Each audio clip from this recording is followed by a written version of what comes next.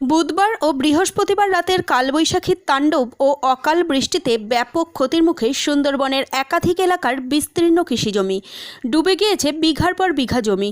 সুন্দরবন তথা দক্ষিণ চব্বিশ পরগনার বোরো ধান চাষিরা রীতিমতো দুশ্চিন্তায়। জেলার অধিকাংশ জমিতে ধান পেকে গিয়েছে, অনেকেই ধান কাটার কাজ শুরু করেছিলেন। ঠিক সেই সময় বৃষ্টি নামায় কাটা ও পাকা ধানে মই দেওয়ার মতো অবস্থা হয়ে পড়েছে।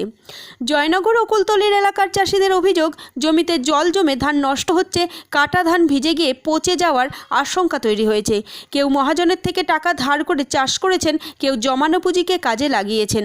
এই ধান বিক্রি করেই সারা বছর সংসার চলে, মহাজনের দেনা শোধ হয়। এবার কি হবে ভেবে পাচ্ছেন না তারা।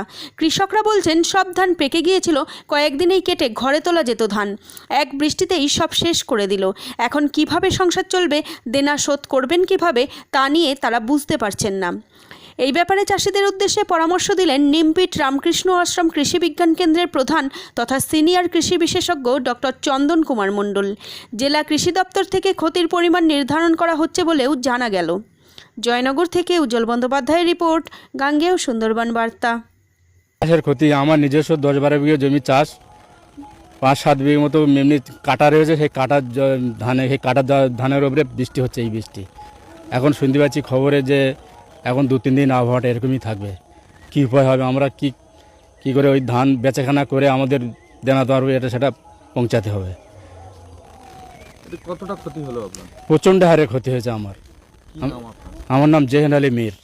এই যে বৃষ্টি, ঝড় বৃষ্টি হলো, হালকা ঝড়ও বৃষ্টি হলো, এতে কতটা ক্ষতি হলো চাষের? হ্যাঁ, প্রচুর ক্ষতি হয়েছে। 15-20 বিঘা জায়গা আমি চাষ করেছি। কিছু ধান কাটা হয়েছে, কিছু ধান আছে। এখন সব ওই ধান তুলবো কী করে আর পিটবো কী করে বাড়িতে বা রাখবো কী করে, এই সমস্যায় পড়ে গেছি। হ্যাঁ, বৃষ্টি হলে কি ক্ষতি হলো? বৃষ্টি হলে ওই ক্ষতিটা হয়েছে, একদম জলের তলায় ধান সব নিচে নেমে গেছে। এতে কি অসুবিধা হবে? তুলতেই পারবো না ধান, অসুবিধা তো বোঝাই যাচ্ছে। ওই ধান আমরা তুলবো কী করে, ধান তো আর তুলতে পারবো না। কি নাম আপনার? আমার নাম প্রফুল্ল হালদার। গত পরশু এবং গতকাল রাত্রিবেলাতে কালবৈশাখীর সাথে সাথে যে বৃষ্টিপাত হয়েছে সেটা বেশ ভালো রকম। আমরা আমাদের যে অবজারভেটরি রয়েছে, রামকৃষ্ণ আশ্রম কৃষি বিজ্ঞান কেন্দ্র অবজারভেটরি, সেখানে 40 মিলিমিটার একদিন 45 মিলিমিটার এরকম বৃষ্টিপাত পেলাম। এবং এই বৃষ্টিপাত সমগ্র দক্ষিণ চব্বিশ পরগনা জেলাসহ সমগ্র দক্ষিণবঙ্গেই আমরা দেখছি হয়েছে। তো যেখানে যেখানে ধান চাষ যারা করেছেন, সেই বোরো ধান যারা চাষ করেছেন, ইতিমধ্যে মাঠ থেকে তাড়াতাড়ি বোরো ধান তুলে নিয়ে যত তাড়াতাড়ি সম্ভব সেগুলোকে মাড়াই করে নিতে হবে। এবং সেই ধানগুলোকে যত তাড়াতাড়ি ভালো করে রোদে শুকিয়ে নেওয়া যায় ভালো হয়।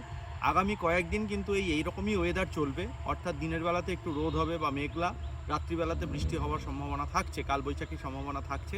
সেই জন্য দিনে যেরকম রোদ পাওয়া যাচ্ছে সেই রোদ্দুর অনুযায়ী আপনারা ধান ভালো করে শুকিয়ে নিন। সবজির ক্ষেত্রে যারা বড় মাঠে চাষ করেছেন, জল কাটিয়ে দেওয়ার ব্যবস্থা করতে হবে।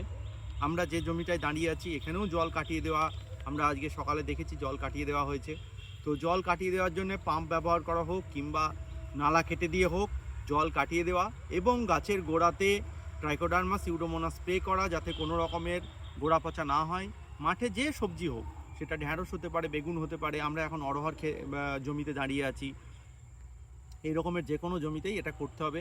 মুগের জমিতেও এরকম জল দাঁড়িয়ে যেতে পারে, সেক্ষেত্রে যত দ্রুত সম্ভব আপনার লাস্ট ফলনটা তুলে নিন, দিয়ে জমি ছেড়ে দিন।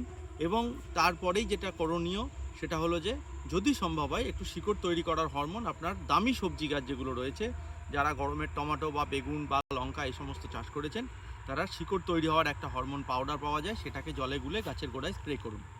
নমস্কার, আমি ডক্টর চন্দন কুমার মণ্ডল, নিমপিট রামকৃষ্ণ আশ্রম কৃষি বিজ্ঞান কেন্দ্রের বরিষ্ঠ বিজ্ঞানী ও প্রধান।